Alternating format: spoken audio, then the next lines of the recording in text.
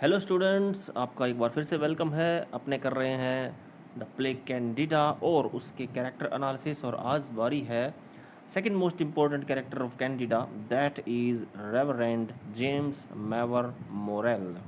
तो ये दूसरा है। ओके, लेट्स स्टार्ट वरना। His personality, his varied tastes, उसकी अलग अलग उसके टेस्ट से मतलब यहाँ पे रुचि से है, उसकी अलग अलग रुचियाँ। जेम्स मैवर मोरेल, यहाँ मोरेल का एक बार मैं आपसे फिर से बता देता हूँ। मोरेल का मतलब यहाँ नैतिकता से है। इसका नाम उसी को सूट करता है, शोन, तभी इसका नाम ये मोरेल रखा है, क्योंकि वो एक फादर है चर्च के अंदर और उसका काम है प्रीचिंग करना, उपदेश देना। तो मोरालिटी को रिप्रेजेंट करता है, इसलिए इसको टाइटल भी, नाम भी इससे मिलता जुलता रखा है, Morel. Is a young clergy of the church of England, England का एक यंग क्लर्जी है। He is the husband of Candida, the heroine of the play and the central character in it. तो कैंडिडा सेंट्रल कैरेक्टर है जिसके नाम से ये play है, उसका हस्बैंड है ये। He is Christian socialist and an active member of the Guild of Saint Matthew and the Christian Socialist Union. याद रखना है आपको कि उसका इस प्ले में रोल क्या है। वो क्रिश्चियन सोशलिस्ट है, समाजवादी विचारधारा का है, और Guild of Saint Matthew and the Christian Socialist Union इनका एक एक्टिव मेंबर है। His physical appearance has been described in detail, उसकी जो फिजिकल एक्सपीरियंस है उसको डिटेल में डिस्क्राइब किया हुआ है इस प्ले के अंदर। The stage in the stage directions in the very opening of the play. तो ऐसा काम तो शुरू में होता है प्ले के, जब किसी को डिस्क्राइब करना हो, किसी की फिजिकल जो एट्रीब्यूट्स हैं, अपीयरेंस हैं। We are told that he is a vigorous, genial, popular man of 40। तो सबसे पहले हमें बताया जाता है कि वो एक विगरस आदमी है, विगरस यानी उत्साही आदमी है, जोशीला है, जेनियल, बड़े हृदय का है, पॉपुलर है, लोकप्रिय आदमी है, 40 का है यानी 40 साल का है। Robust and good looking, robust यानी मजबूत दिखाई देता है, गुड लुकिंग है, सुंदर भी है, फुल ऑफ एनर्जी है, with pleasant hearty considerate manners, और उसके मैनर्स भी अच्छे हैं, प्लेजेंट हैं, अच्छे लगते हैं लोगों को मैनर्स उसके, क्योंकि वो फादर है, वैसे भी होने ही थे। एंड साउंड अनअफेक्टेड वॉइस, और उसकी वॉइस भी है जो साउंड है अनअफेक्टेड है। Who which he uses with the clean athletic articulation, और अपनी जबान का उपयोग, अपनी वॉइस का उपयोग बहुत ही अच्छे तरीके से वो करता है। आर्टिकुलेशन का मतलब होता है बोलना, तो बड़े ही अच्छे तरीके से वो बोलता है। एक अच्छा ओरेटर है, ऑफ ए प्रैक्टिस्ड ओरेटर, एक अच्छा वक्ता है। And with a wide range and perfect command of expression, और उसकी जो भाषा है उसमें उसकी रेंज बहुत ज़्यादा है, यानी उसका शब्द भंडार बहुत अच्छा है, और एक्सप्रेशन पे उसकी कमांड भी है। कमांड का मतलब है यानी जो वो बोलता है उस पर उसका अच्छा सा नियंत्रण है। आगे चलते हैं। Wide range, he is A first rate clergyman, तो क्लर्जीमैन में वो फर्स्ट रेट का है यानी उच्च श्रेणी का है। एबल टू से वट ही लाइक्स, जो कुछ उसको पसंद होता है वो कह सकता है। टू होम ही लाइक्स, जिसको चाहे वो कह सकता है। To lecture people without setting himself up against them, और लोगों को वो लेक्चर दे सकता है अच्छे से, बिना उनका विरोध का सामना किए हुए। To impose his authority on them without humiliating them, और अपनी अथॉरिटी को भी वो इम्पोज कर देता है।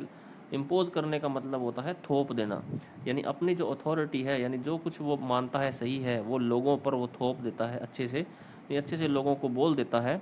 विदाउट ह्यूमिलिएटिंग देम, और बिना उनका अपमान किए, लोग उससे अपमानित भी महसूस नहीं करते हैं उनके खिलाफ अगर वो कुछ बोल भी जाए।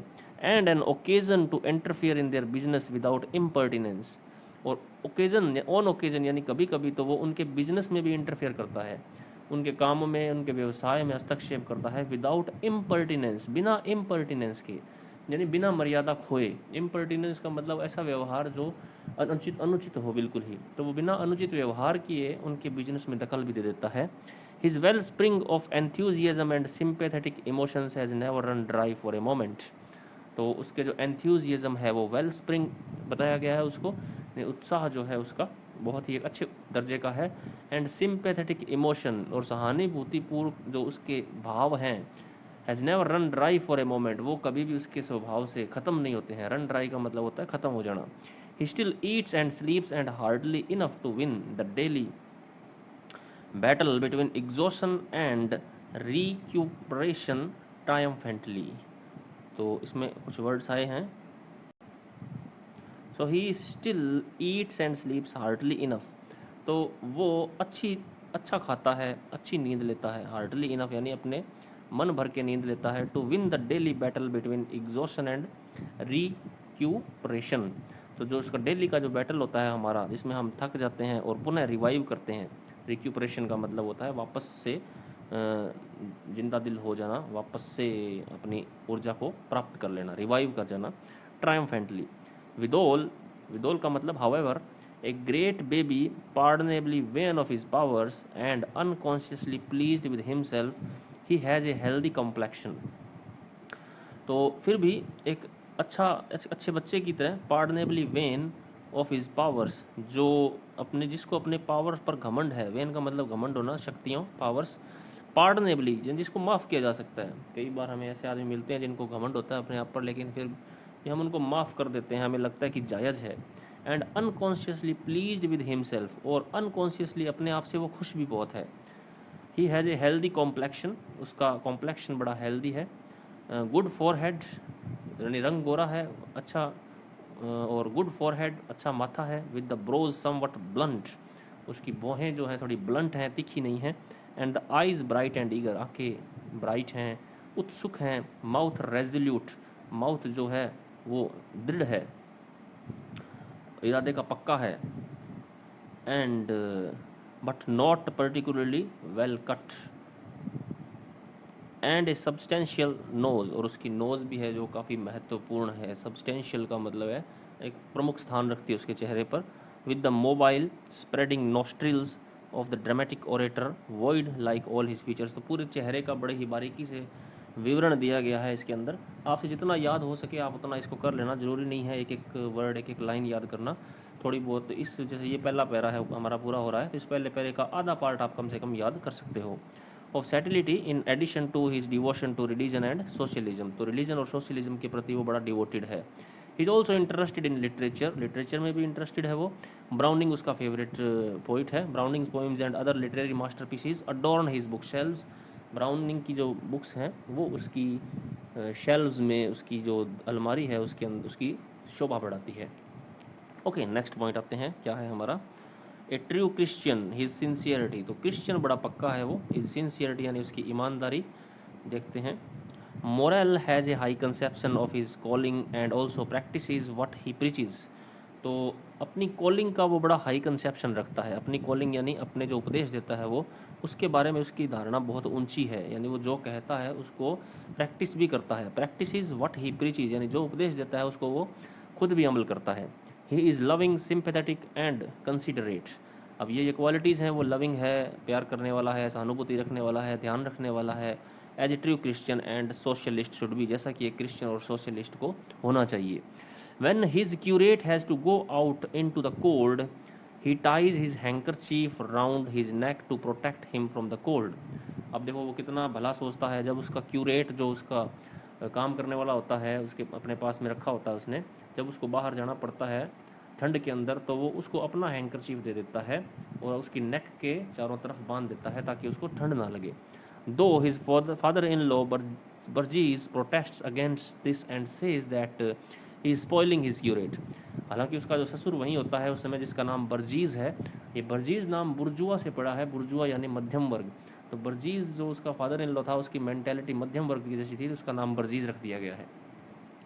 तो वो बर्जीज उस समय प्रेजेंट होता है, तो वो इसका विरोध करता है कि ऐसा क्यों कर रहे हो, तुम क्यों बिगाड़ रहे हो अपने क्यूरेट को, यानी इतनी देखभाल करना अपने सबॉर्डिनेट्स की इतना अच्छा काम नहीं है।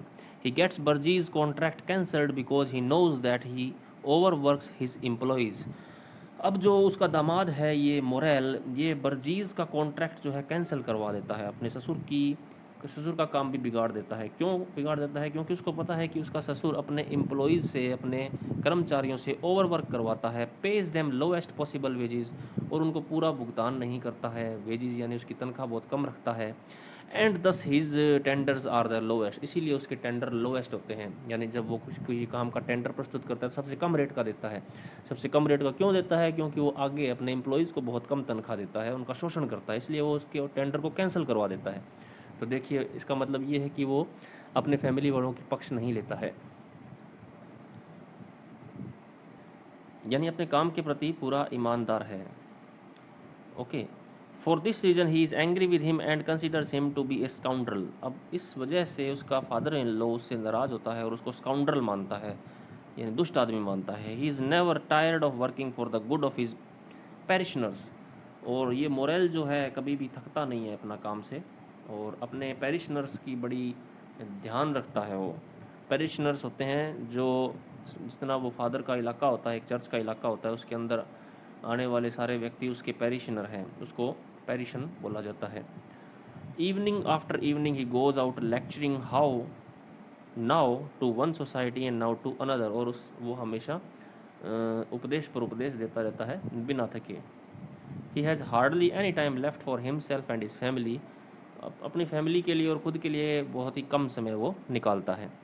इन दिस वे ही इज़, ये बीच में आप छोड़ दीजिए ये और ये यहाँ से, in this way he hopes to change the hearts of the people and establish the kingdom of heaven on earth. तो वो उम्मीद करता है कि लोगों के दिलों को जीता जाए और यहाँ पर एक स्वर्ग का राज स्थापित किया जाए। When miss प्रोसी suggests that he would tell the Huxton Freedom Group that he can't come to lecture to them, he replies that he will have to go for they are near relatives of his।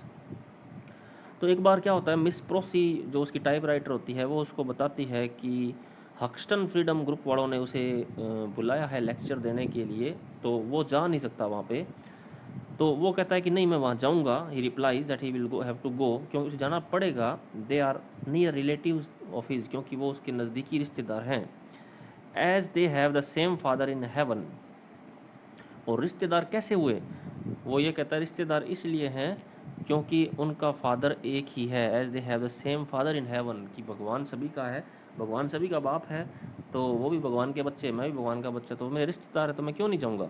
This shows that he is A devote Christian with full faith in religion. तो ये statement उसका ये बताता है कि वो एक पक्का क्रिश्चियन है, अपने आप को भगवान का बच्चा मानता है और सभी को भगवान